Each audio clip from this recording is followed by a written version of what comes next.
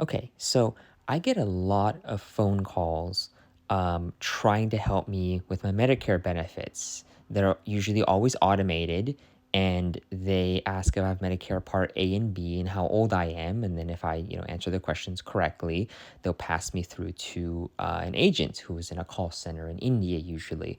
I'm nowhere near Medicare age. I don't have Medicare, but somehow I keep getting these calls constantly. If you follow these calls through with fake information, it will go through 2 or 3 different call center agents in different Indian call centers, or perhaps the same Indian call center, even asking all kinds of personal information. And then they'll pass you off to an actual American agent to actually help you look at plans. And this is when they ask you for your actual Medicare number and everything.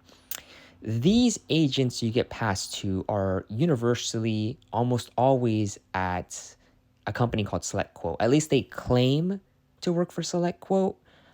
SelectQuote is a real company, but I can't verify that the people that I connect with are actual employees of SelectQuote. But nonetheless, it goes to SelectQuote, and I've spoken to multiple SelectQuote agents, and I've wasted their time many times.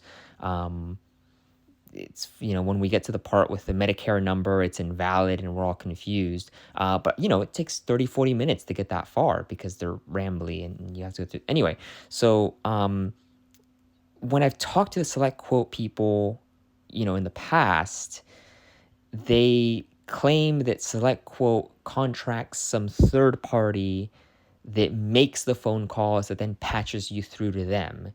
But they have no knowledge of who that third party is. They don't know who those people are, where they're based, their names, their phone numbers. They know nothing. They're basically just dumb monkeys that sit there and answer the phones. That's the only thing they do. They answer the phones. They don't know anything goes on beyond that.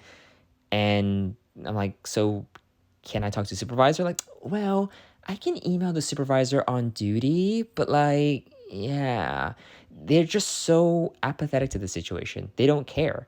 I tell them about how I'm constantly getting these calls and they all lead to them. They just go, yeah, that sucks. I mean, I get those calls too. And yeah, but they don't want to help me figure out who's making them, figure out, go up the chain, nothing. They're just like, they're totally apathetic to the situation.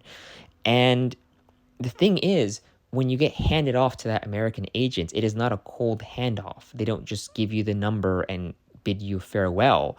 The person who's answering already knows your name, your date of birth, your zip code. They have to know because they have to be licensed in the state that you need help with. So, the agents at SelectQuote, well, supposedly at SelectQuote, get that information from someone. Somehow they have to receive. She says, Rebecca, in this upcoming call, says she gets a phone call prior to the handoff, but it could be like a text message as well. It's hard to say. Again, they won't tell me anything. They just play dumb. They just play like they do nothing but answer phones, and that's it. So I called Rebecca back and confronted her with all of this, and this is what happened. So enjoy.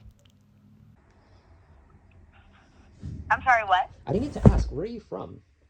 Me? Oh, I'm from Mississippi. It made sense. Like, there's an accent there. I can't quite pin down.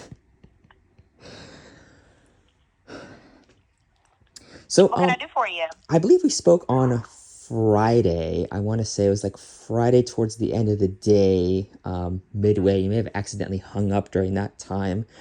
I just wanted to brief you. So I'm getting a ton of calls daily. I just got one like 10 minutes ago, actually, trying to help me with Medicare benefits. And if you go through it, for you, for example, there was like 4 people I had to go through, but they all trace back to SelectQuote and to an agent at SelectQuote.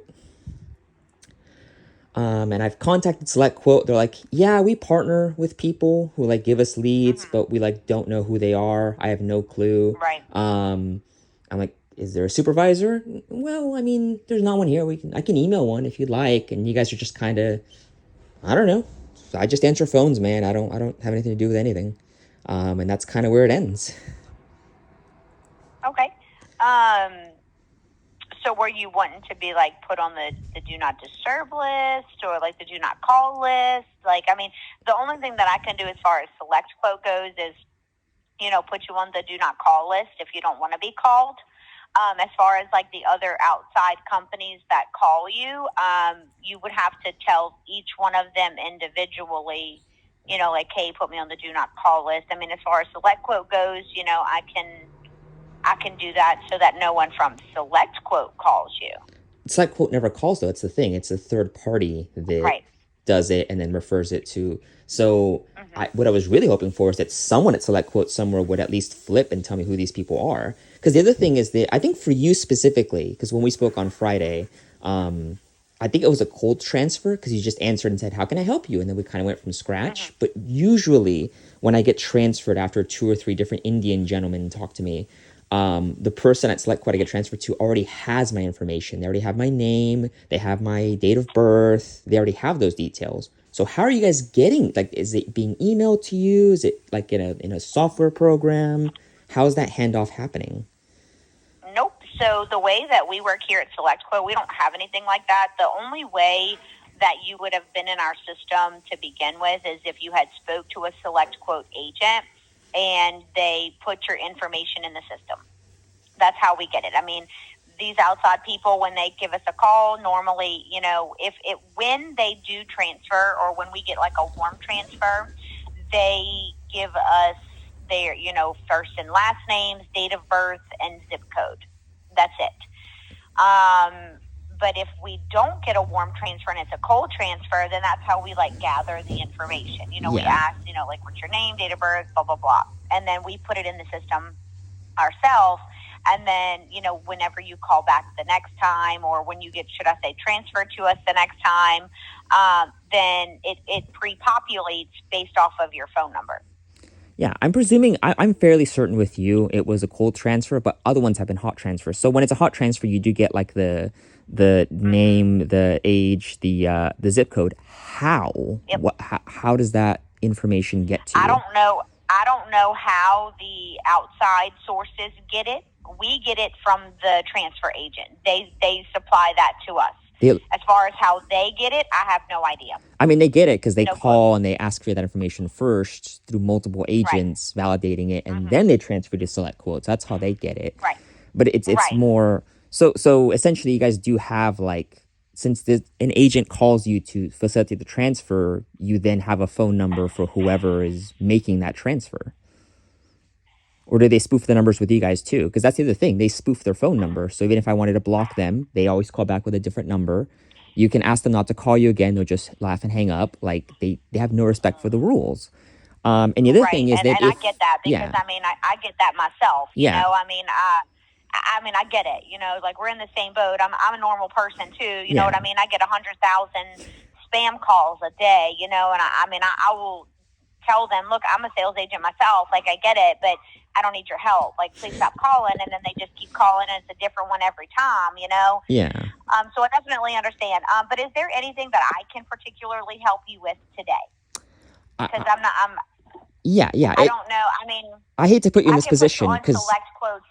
I can put you on SelectQuote do not call list, but that doesn't stop the outside companies from calling. That just stops anyone from SelectQuote from contacting you.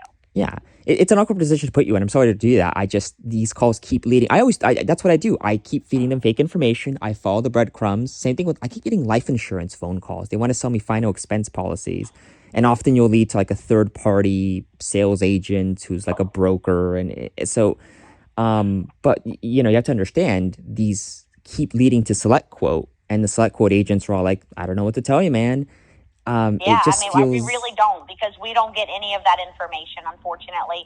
We don't know who the outside companies are. We have no idea.